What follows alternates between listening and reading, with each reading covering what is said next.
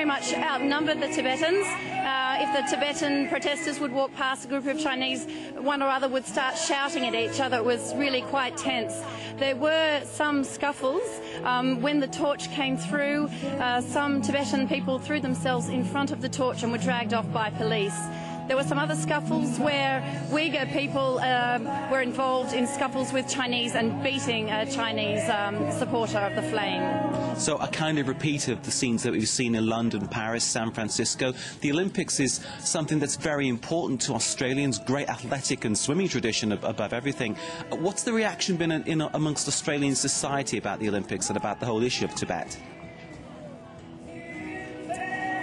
It's been rather a mute reaction, I guess. I mean, a lot of people have turned out to pro-Tibetan rallies.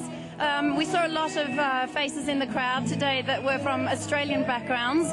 Some people do feel quite passionately about it, but there are other people who kind of think it's a shame to ruin the Olympic spirit, having hosted the Olympic Games in Sydney.